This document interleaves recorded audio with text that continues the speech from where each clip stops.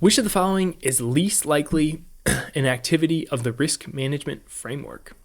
Is it A, performing strategic risk analysis? This is part of our risk management framework, so we can rule that out since we're looking for least likely.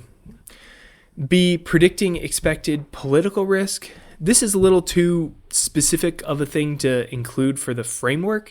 This is probably something that's involved within something like this step, where we're going to be looking at political risk and geopolitics, but I don't think it's included in the framework. Let's see if C, what we have for C. Establishing risk governance policies. This is also going to be part of the framework. So we'll rule that out and go with answer B. And again, this will certainly be an analysis that's included, but it's not a overarching part of our framework and how we think about risk. Which of the following investors most likely has a portfolio perspective in his investment strategy? So portfolio perspective meaning when we're making investments, are we taking into account the rest of our portfolio and are we diversified, things like that. Investor 1. Investor A has been investing in the shares of Maxmart for the last 10 years. He always earns above market returns because he regularly evaluates the risk and return of his single asset portfolio. So this is obviously not diversified and we have a single asset portfolio. This is not going to be our answer or somebody that's taking into account a portfolio perspective on their investment strategy.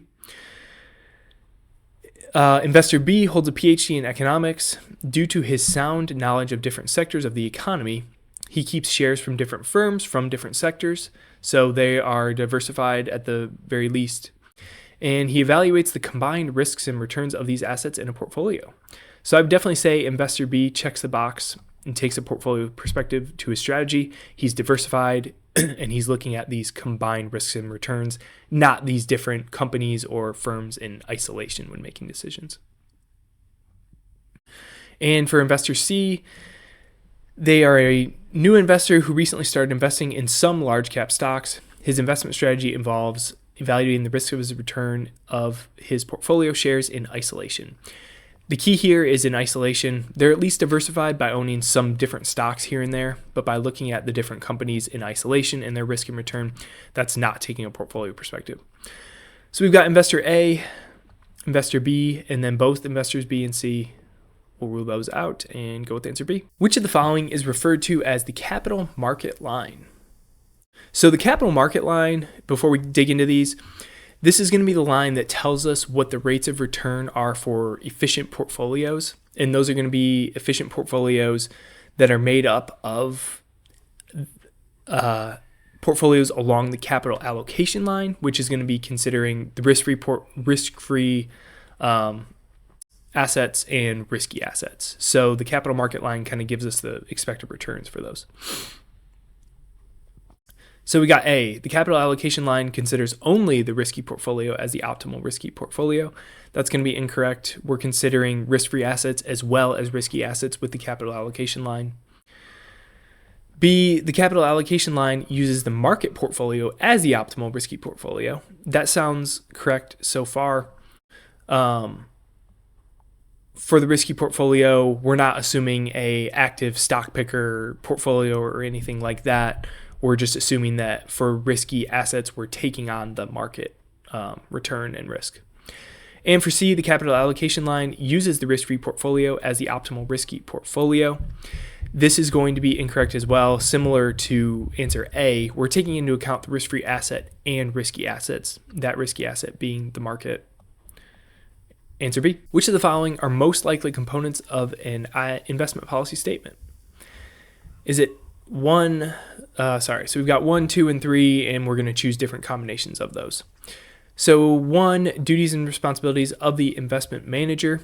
That will be correct. We're going to want to know who is doing what as far as who's responsible for things, not just the investment manager, but custodian and other things like that. 2, procedures to update the IPS. That's also going to be a key component of the IPS. And then we've got 3, investment expertise of the investment manager.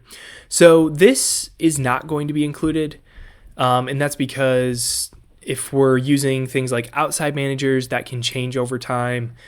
And this is going to be crucial for our investment due diligence, but it's not going to be something included in the IPS. It is variable, it's dynamic, it might be changing over time.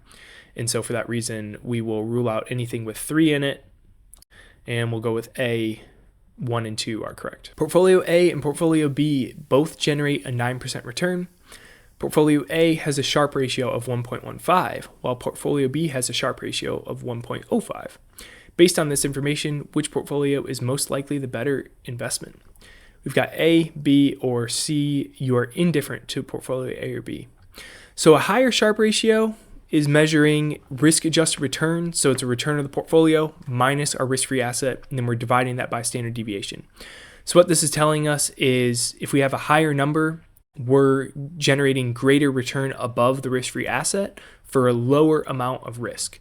So if we have the same return, we're going to want to go with A because we're going to be able to get the same return for a lower amount of risk. And so while they're generating the same return, we would not be indifferent. We would want to go with A because if we can get less risk for the same return, that's going to be a better outcome for us. Answer A. An investor has purchased shares of large cap equity stock.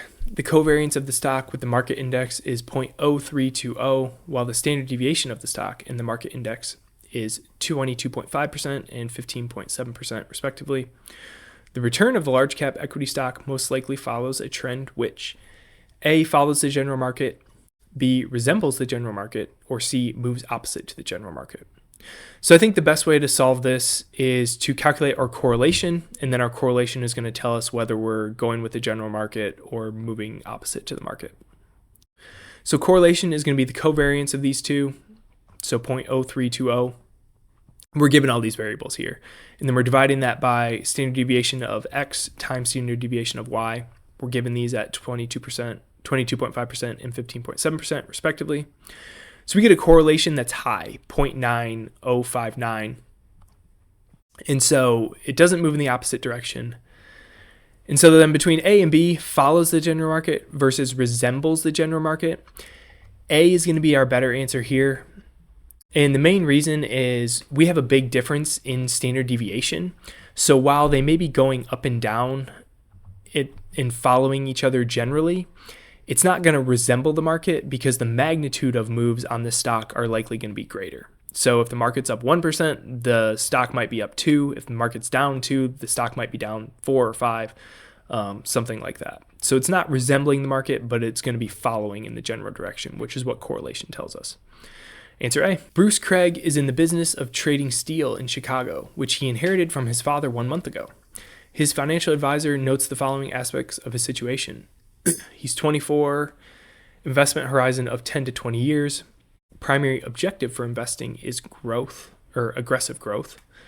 His business returns are not stable as he is not able to take prudent business decisions. Given the information above, which of the following statements is correct? Craig has A, low ability to take risk, but a high willingness to take risk. B, high ability to take risk, but a low willingness to take risk. Or C, high ability to take risk and a high willingness to take risk. So to distinguish between ability and willingness, ability is going to be more so based on our financial situation, and willingness is going to be more so based on our personality and how comfortable we are with the risk, essentially. So looking at willingness, he has a primary objective for investing of aggressive growth. So this is the primary data point for our willingness to take risk, and we want to be aggressive. So I think we would lean towards high willingness to take risk, which is going to be under A and C, so we can rule out B. So then between ability, we're looking at low ability or high ability. There's some conflicting data points here, but so looking down the line here, 24 years old, this would give high ability to take risk because we have a long time horizon. It may not be as long as we thought, though, at 10 to 20 years. A 24-year-old would generally have a much longer time horizon for retirement or things like that. So this would lean more towards low ability on the investment horizon. 10 to 20 years is still a long time, but I wouldn't say it's going to lead you to like an all equity portfolio or being super aggressive like he wants to be. And then the key here that really tips the scale towards low ability is going to be business returns are not stable. So this is going to mean his income is going to be very variable.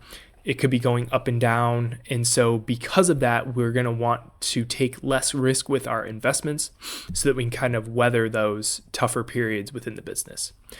So that's going to lead to A, low ability to take risk, high willingness to take risk. An investment analyst estimates that the stock price of major companies trading at the security exchange market has growth potential. A portfolio manager wants to rely on the advice of the investment analyst to diversify his portfolio by including stocks of companies trading at the securities exchange market that indicate a rapid growth rate in revenue in the last 2 financial years and with a high probability of future investments. Based on his prior experience with companies in the banking sector and having read numerous news articles, the investment analyst advises the portfolio manager to consider investing in the banking sector instead of the oil sector. The investment analyst is most likely to have displayed which of the following forms of bias. So the key here is we recently read a lot of news articles and we have a lot of experience in the banking sector. So we're more biased towards investing and recommending companies in the banking sector. So what kind of bias would lead us to that? Is this going to be a framing bias? This will not be framing bias. Framing bias is more so going to be based on how we frame a question and then how people answer based on that question. So this, I would say there's not really anything in here that's related to that. So we'll rule it out. Hindsight bias, we can also rule out. This is more so going to be related to I knew it all along. When something happens in the past, we have a tendency to think we knew that was going to happen, when in reality, when it was going on in the present, we had no idea, or we had a different prediction or whatever. This is going to be C, availability bias. He has a lot of experience here. He read a lot of news articles on this, so this is the information that's top of mind for him. And so this information is biasing his recommendations toward the banking sector because that's the information he has available to him.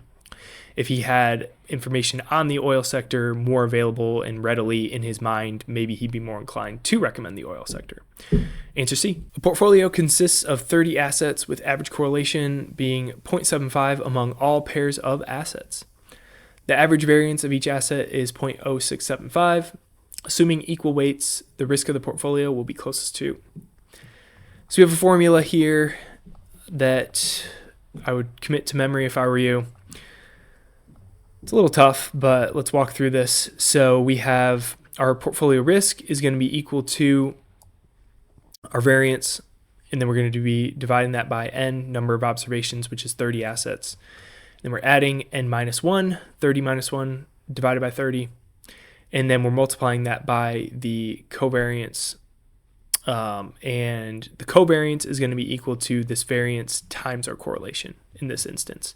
So we're not given covariance, but we can impute it from these two variables here. And then we're taking the square root of that to get our portfolio risk, which will be 22.62, and that's going to be our standard deviation. Answer C. And the reason we have to square that or take the square root is because this formula is for variance, but we want portfolio risk, which we're normally measuring in standard deviation. What are the most likely implications for investors using Markowitz efficient frontier for making investment decisions? Is it A, the slope of the efficient frontier is concave? This is likely going to be our answer. So let's draw this out. So we have return on the y-axis, and then we'll have risk down here. And what our efficient frontier looks like is as we take on more risk, we're going to get more return, but it's diminishing margin of return. So this is going to be a concave slope. Convex would look like this. Let's make sure we can rule out B and C. Investors are rewarded with increases in returns for assuming more risk. That's going to be incorrect, and we can see that right here from the table. So as we go up units here, we're taking on incremental levels of risk here, but we're not getting the same amount or level of return per unit of risk. If we were, it would look more like if we were getting increasing increases in returns, then it would look like this. It'd be convex. Portfolios to the right of the global minimum variance portfolio are most efficient. That's also going to be incorrect. If we're to the right of this, we'd be here. And in that case, we could get this level of return for this level of risk. But instead, we're getting a lower return. So to the right, we're going to be less efficient. Answer A.